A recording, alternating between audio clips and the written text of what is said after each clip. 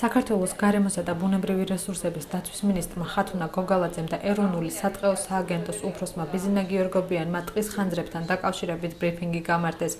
სტატისტიკური მონაცემებით ირკვევა, რომ ბოლო 10 წლის განმავლობაში ხანძრით თითქმის 4000 ჰექტარი ტყის ფართობი დაზიანდა, რამაც ხანძართან დაკავშირებული მასშტაბური კატასტროფის მაღალი რისკი გამოავლინა. ტყის ხანძრის 22 შემთხვევა დაფიქსირდა მიმდინარე წლის გაზაფხულზე, რის გამოც 40.93 მიასედი ჰექტარი ტყის მასივი დაზიანდა. სამინისტროს ინფორმაციით ხანძრის წარმოშობის მხრივ განსაკუთრებული რისკის მატარებელია წიწვოვანი კორომები. 2013 წელს 35 ხანძრის შემთხვევამ 88 ჰექტარი ფართობი მოიცვა. მიმდინარე წლის გაზაფხულზე ტყის ხანძრის 22 შემთხვევა დაფიქსირდა. 1 ჰექტარი დამწვარი ტყის აღდგენასა და მოვლას 10 წლეულები და დაახლოებით 28,000-დან 30,000-მდე ლარი სჭირდება. გარემოს დაცვის სამინისტრო მოსახლეობას სიფრთხილისაკენ მოუწოდებს.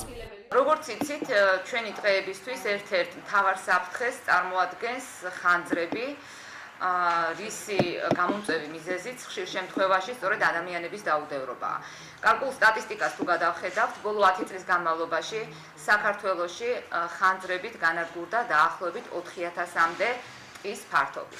უფრო ახლო სტატისტიკას თუ შევხედავთ, მხოლოდ 2012 წელს დაახლოებით 200 ჰექტარი ფართობი განადგურდა ტყის, 2013 წელს 88 ჰექტარი, 2014 წელს, ანუ წელს უკვე დაფიქსირებულია 40 ჰექტარზე მეტი ტყის ფართობის განადგურება და დაზიანება ხანძრების გამო.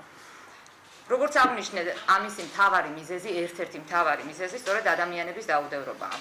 შესაბამისად, რაც არ უნდა ხანძარ საწინააღმდეგო პრევენციული ღონისძიებები გავატაროთ და მზად ვიყოთ ხანძრებზე რეაგირებისთვის, ამ პრობლემას არ ეშველება თუ ვთქვათ ადამიანებმა, რომლებიც გადიან ტყეში, არ იზრუნეს თვითონ ამ საკითხზე და მაქსიმალურად ფრთხილად არ იყვნენ ამ საკითხთან დაკავშირებით.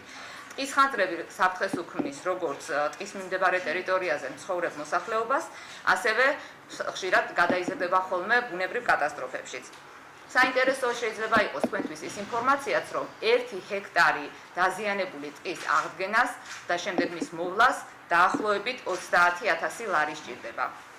და ამას დროის თვალსაზრისით თავისთავად აწლეულებია საჭირო, რომ ის ტერიტორიები აღდგეს პირვანდელ მდგომარეობამდე. სწორედ ამიტომ გთხოვთ, რომ მაქსიმალურად დაიცვათ ხანძარსაწინააღმდეგო წესები, რადგან ყოველგვარი პრევენციული ღონისძიება უშედეგოა, თუ თითოეული ჩვენთაგანი გაუფრთხილებლად მოვექცევით ტყეს და საერთოდ ჩვენს გარემოს. ზაფხულის პერიოდში მაღალი ტემპერატურული პირობების, ლაშქრობისა და საპიკნიკე სეზონის დადგომასთან ერთად იმატებს ტყეში ხანძრის წარმოშობის რისკები. გარემოსა და ბუნებრივი რესურსების დაცვის სამინისტრო და ეროვნული სატყეო სააგენტო მოგიწოდებთ გაითვალისწინოთ ტყის ხანძრებისაგან დაცვის საერთო მოთხოვნები. კერძოდ, ნუ გადააგდეთ ანთებულ სიგარეტის ნავწოვს, ნუ დატოვებთ ტყეში ადვილად აალებად ნივთიერებებს, ნუ დატოვებთ კოცონს უყურადღებოთ. ასევე გაფრთხილებთ, რომ ტყეში სახანძრო უსაფრთხოების წესების დარღვევა გამოიწვევს მოქალაქეთა დაჯარიმებას კანონის შესაბამისად. ყოველივე ზემოთქმულიდან გამომდინარე, მინდა მიმართო მოქალაქეებს დაიცვათ ტყეში ხანძარსაწინააღმდეგო წესები და გაუფრთხილდეთ ამ პერიოდში, ზაფხულის პერიოდში და დავიცვათ ყველა ტყეს გაუფრთხილდეთ და დავიცვათ ის ხანძარსაწინააღმდეგო პირობები, რა პირობებიც არის საერთოდ მიღებული მსოფლიოს ყველა განვითარებულ ქვეყანაში. დიდი მადლობა ყურადღებისათვის.